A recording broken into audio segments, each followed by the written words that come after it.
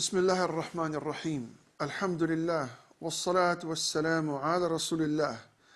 Em nome de Deus, o clemente e o misericordioso, louvado seja somente Allah, o Senhor do Universo, e que a sua paz e as suas bênçãos estejam com o profeta Muhammad, com toda a sua família, com todos os seus companheiros, Abu Bakr, Umar, Uthman, Ali, e com todos aqueles que seguiram a orientação deste profeta e de seus companheiros e de sua família até o dia do juízo final. Wa ba'd. Estamos aqui em mais um encontro na TV Córdoba Internacional, tratando de técnicas que o profeta Muhammad sallallahu alaihi wasallam se utilizava delas para ensinar as pessoas. E vimos em programas passados que o ensino do Islã, o que se deve ter sempre em mente, é a divulgação do Islã, a passar essa mensagem celestial e a última e a verdadeira delas para toda a humanidade e obviamente, nós não ficamos à mercê somente de outros pensadores com relação a técnicas de ensino, a maneiras de ensinar, senão que temos também as próprias diretrizes ou os próprios conselhos do profeta Muhammad sallallahu alaihi wasallam de ensinar as pessoas. Vimos em vários programas passados, em alguns programas passados, aliás, como que o profeta Muhammad sallallahu alaihi wasallam se dirigia às pessoas, a maneira que ele perguntava para as pessoas e a quantidade até de palavras que ele utilizava numa frase, que, como no dito da Aisha radiyallahu anha, podia se contar nas mãos, né, nos dedos de uma das mãos, o número de palavras que o profeta Muhammad sallallahu alaihi wasallam utilizava numa frase. Vimos que ele nunca cansava as pessoas com longos sermões e etc. E uma dessas provas, e essa analogia que nós podemos fazer, é o fato do profeta Muhammad sallallahu alaihi wasallam uma vez estar rodeado de crianças, e as crianças prestavam atenção, né, nele, o que prova, e o que, como todos nós sabemos, ainda mais educadores que já deram aula e etc., sabem que para você prender a atenção de uma criança, que é muito mais ativa, né, do que um adulto, é necessário um dinamismo muito grande, você não pode falar muito, você não pode se estender muito num só assunto, são vários assuntos jogados, eles absorvem aquilo de uma forma bastante intensa e bastante dinâmica e bastante rápida, e, portanto, você tem que não pode ser cansativo para elas. Qualquer coisa, elas já levantam, já vão querer sair correndo, etc., fazer outras coisas. E assim era o nosso profeta Muhammad sallallahu alaihi wasallam. Vimos também que essas coisas, ou essas diretrizes, esses conselhos, foram dados pelo profeta Muhammad sallallahu alaihi wasallam, sim, mas isso era uma inspiração de Allah subhanahu wa ta'ala, através da revelação que era descendida a ele. Ou seja, são inspirações divinas que nos ensinam em nossos inúmeros aspectos da sociedade. Hoje, nós vamos falar sobre uma outra técnica, um outro conselho que o profeta Muhammad sallallahu alaihi wasallam, uma outra forma que o profeta Muhammad sallallahu alaihi wasallam fazia para ensinar as pessoas, que era o esquema de perguntas e debates, perguntas e respostas. E isso se deve não só ao fato de você testar o conhecimento daquela pessoa, inclusive para não ser repetitivo, para não ser cansativo, para não se tornar muito longa a explicação.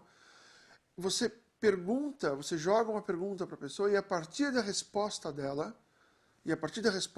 você ensina a pessoa. Uma observação que eu gostaria de fazer aqui, que eu acho que se faz necessária, é o fato do seguinte: nós podemos estar vendo essas técnicas e muitos podem estar pensando, mas eu já li isso em algum livro de pedagogia, na escola que eu dou aula já nos ensinaram isso, ou algo parecido com isso e etc. E que isso já de certa forma já faz parte do conhecimento das pessoas e não uma coisa inerente ao Islã. É verdade? Muitos dos sábios que nós temos aí na atualidade podem ter chegado a conclusões parecidas com essas, mas não tem nada que se estranhe nisso. O que faz dessas técnicas serem realmente incríveis, ou serem realmente espantosas, é o fato dessas técnicas terem sido desenvolvidas há mais de 1400 anos. Ou seja, não precisamos esperar até os anos 90, os anos 80, os anos 70, os anos 60, os anos 30, para poder ter técnicas de ensino como essas. Essas técnicas, o profeta Muhammad sallallahu alaihi wasallam já as empregava, já as utilizava e já as ensinava há mais de 1400 anos. E aí que está a beleza e a maravilha destas técnicas e desses conselhos e dessas diretrizes que o profeta Muhammad sallallahu alaihi wasallam passa para nós hoje em 2013. Isso é interessante. Ou seja, o conhecimento já existia há 1400 anos atrás. E aí eu sempre pergunto e volto a perguntar quanto que o Ocidente, quanto que as pessoas não perdem, né, por não entender melhor o Islã, por não aprender melhor o Islã, por não se aprofundar nos conceitos islâmicos, né? Talvez teríamos uma sociedade muito diferente da que nós temos hoje, muito mais avançada em muitos aspectos, se dessem ouvido para a Sharia e percebessem que a Sharia de Allah subhanahu wa ta'ala, desenvolvida já há mais de 1400 anos, nos ensina ainda hoje, no ano de 2013, no ano de 2013, você ainda tem ensinamentos que são úteis para a sociedade. E se esses ensinamentos tivessem sido tomados em consideração lá no passado, teríamos hoje muito mais desenvolvimento, muitas outras técnicas, muita mais variedades de ideias do que temos hoje em dia. Infelizmente, as pessoas perdem, os muçulmanos, em primeira instância, perdem por não compreender melhor o Islã, por não entender melhor o Islã. Numa narrativa de Abu Huraira, radiyallahu anhu, Abu Huraira, um dos principais companheiros, um dos principais narradores das tradições do profeta Muhammad sallallahu alaihi wasallam, disse, ele narrou, ele lembra que o profeta Muhammad sallallahu alaihi wasallam uma vez disse, na verdade perguntou para um dos seus companheiros, ou para vários dos companheiros que estavam sentados com ele, e ele perguntou assim, se um rio passava pela porta de cada um de vocês, então na porta de cada uma de suas casas, passava um rio. E nesse rio, toda vez que você saísse de casa 5 vezes ao dia, você entrasse nesse rio e se banhasse.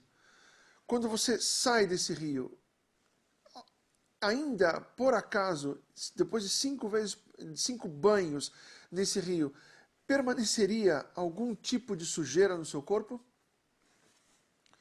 É claro que os companheiros do profeta Muhammad falaram, não, nunca, não se quedaria nada, não ficaria nada. Por quê? Porque são 5 banhos diários, né?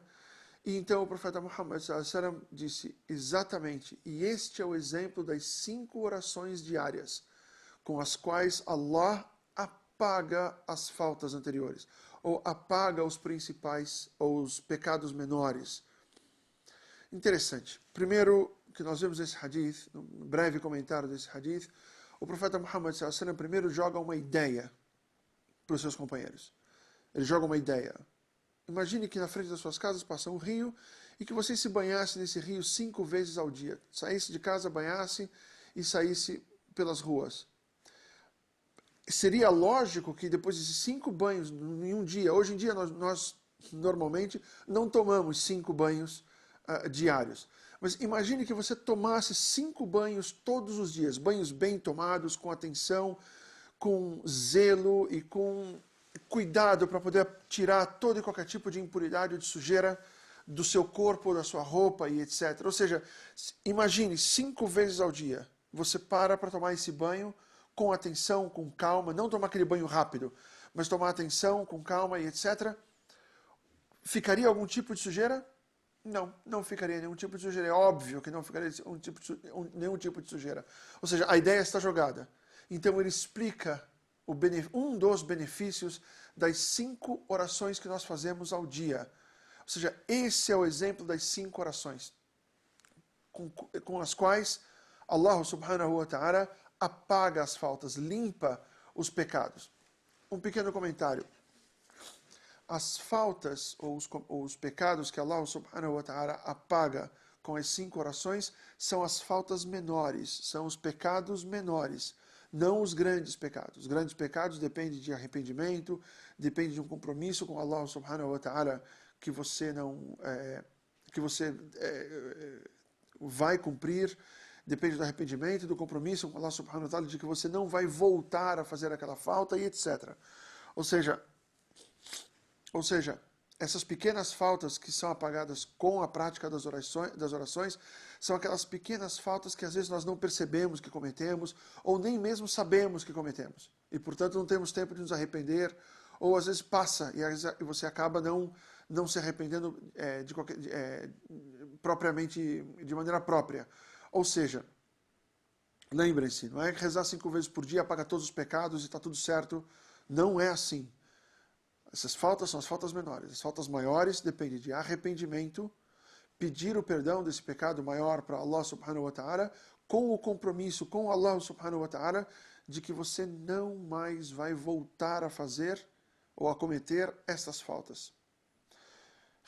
Reflitamos então não só sobre o hadith, mas como essa forma de ensinar, essa forma de passar informação que o profeta Muhammad sallallahu alaihi wasallam nos ensina desde o ano 600 da era cristã, e você tem hoje, em 2013, esse pedagogo chamado Muhammad, filho de Abdullah, profeta de Allah subhanahu wa ta'ala, sallallahu alaihi wasallam.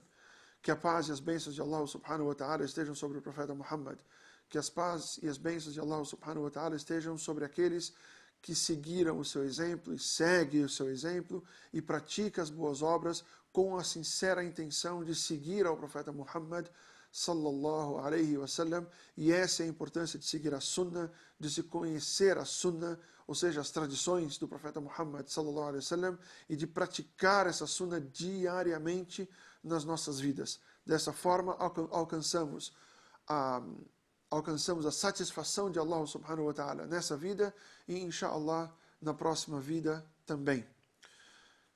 Barakallahu fikum, jazakumullahu khairan, que Allah subhanahu wa ta'ala recompense a todos os que estão nos acompanhando nesses dias, recompense a todos que nos acompanham e repassam essas informações para aqueles que não tiveram a oportunidade de acompanhar conosco esses programas.